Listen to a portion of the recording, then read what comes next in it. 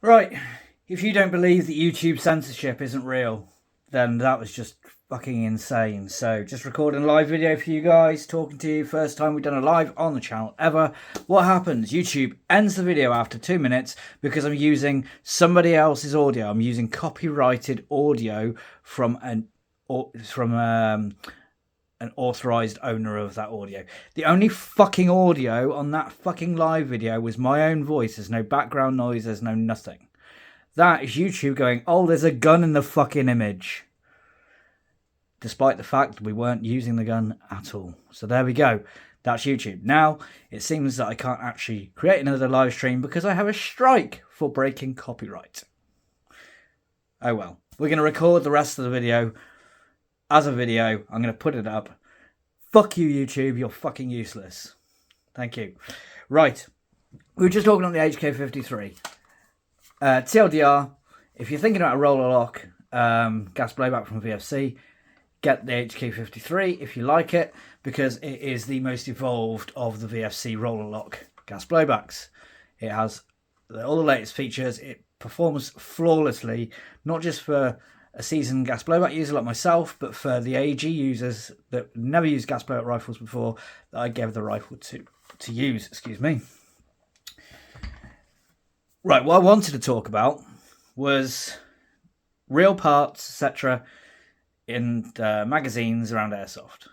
I had a guy brought up a comment, I think it was on the GHK Glock video, and it's a relatively good point. He brought it up in a passive-aggressive, wank-stain way, but he brought up a good point. He commented on this Glock magazine, and his comment, which YouTube removed because I replied to it, his comment was, bit concerned about the real Glock mag and sim round in your house.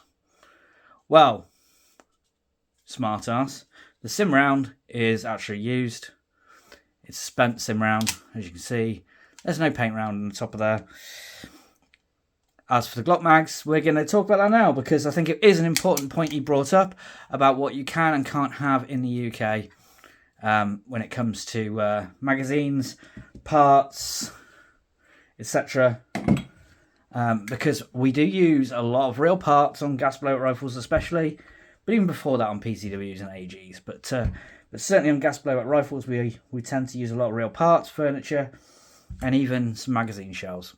So, firstly, I don't just do Airsoft, okay? Some people have things, so these are useless to you in Airsoft. I do film projects, I do training stuff, hence why I have some pistol magazines. But for the most part, there's some things like I've got some SIG magazines, a bunch given to me, Browning magazines, and a lot of these are for display only. So I have a cabinet behind the camera here. You can just kind of see the edge of it.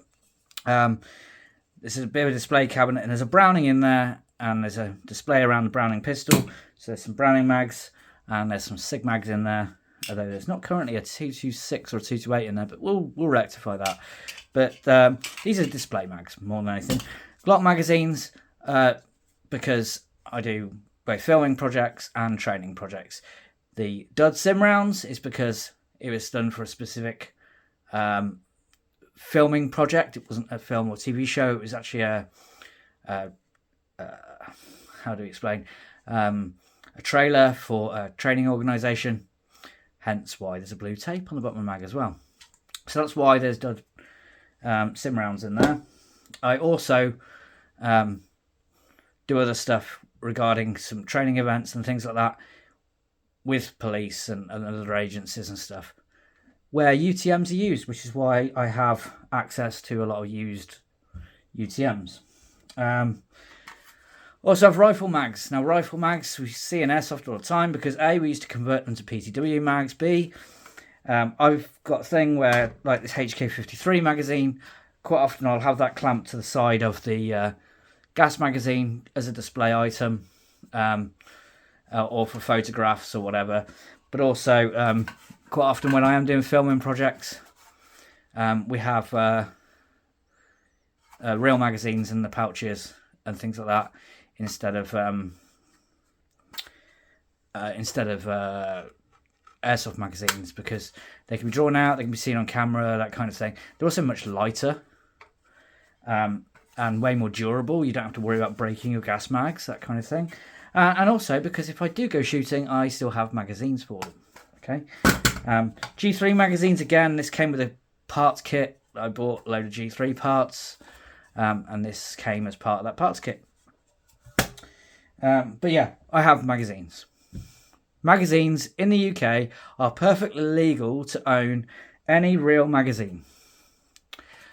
However, when I was talking about converting magazines like this, if you wanted to convert this to fit a PTW shell or something like that, to be completely legal, you should buy the magazine itself. These are like between £5 and £15. They're dirt cheap, right?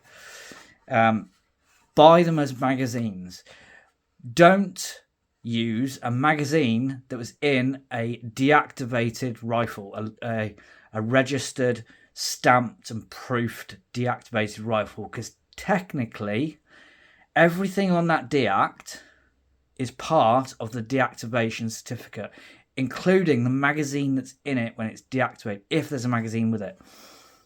So if you're going to use a magazine to convert for airsoft use, you should purchase the magazine as a magazine, perfectly legal to own, but do it that way, because if you use a deactivated magazine, it could be, if you had the wrong person trying to prosecute you, they could see it as reactivating a proofed deactivation, even though a magazine is a detachable item. Europe, they have different rules. When it comes to parts, so I'll show you this. This is part of the parts kit that I got for the G3. This is part of the receiver. You're not allowed the receiver in the UK unless it's a deactivated rifle. But as parts, we're not allowed what they call pressure-bearing parts. Okay, that's the receiver, the barrel, and the gas tube and the gas port. Not allowed those parts. Okay, because they're pressure-bearing parts. You can have trigger groups. You can have sears. So I've got even auto-capable selectors that the US guys can't have. In my GHK L19A2, I've got a real Colt auto selector. In most of my HKs, not the 53, but most of my HKs, the G3, the MP5s, they've got real selectors, real selector trigger housings, and the G3's got a real trigger in it. Those are not pressure-bearing parts, okay? You can also use the stocks. So this is a real G3 stock, again, from that same kit. I have taken the recoil rod out because you can't use that for airsoft.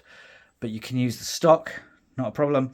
You can use the handguards, AK handguards, wrist rails, optic mounts, anything like that. They're not pressure-bearing parts. However, there's a caveat to that.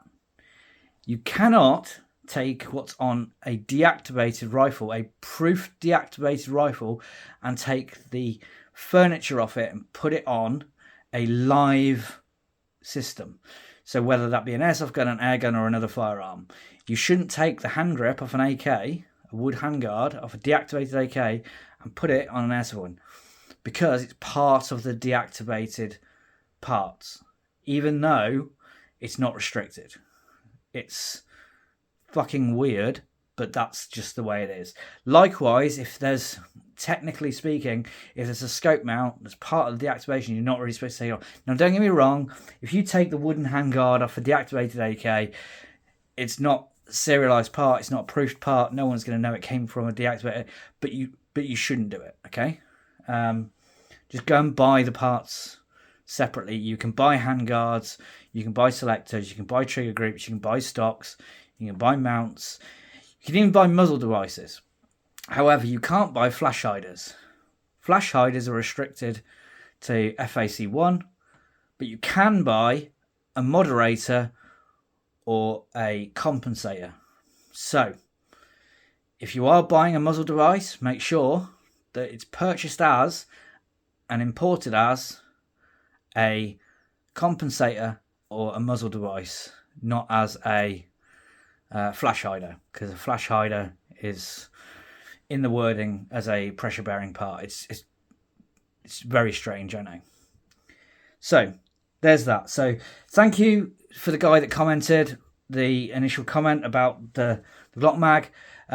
In answer to your question, because unfortunately my answer was deleted as well by YouTube, no, you shouldn't be concerned. It's a fucking empty magazine. They're not restricted in the UK. They're perfectly legal to own. I've got a bunch of magazines.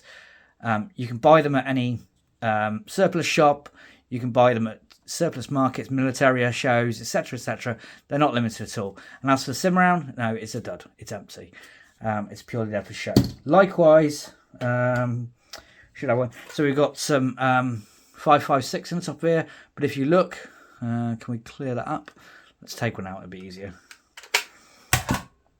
If you look, you'll see it's actually an inert round. Some of them rattle, some of them don't. This one doesn't because it's got a visual primer. If it's got a what looks to be a live primer, it will actually have a weight in it and make a noise. These are inert rounds. They're perfectly legal to own.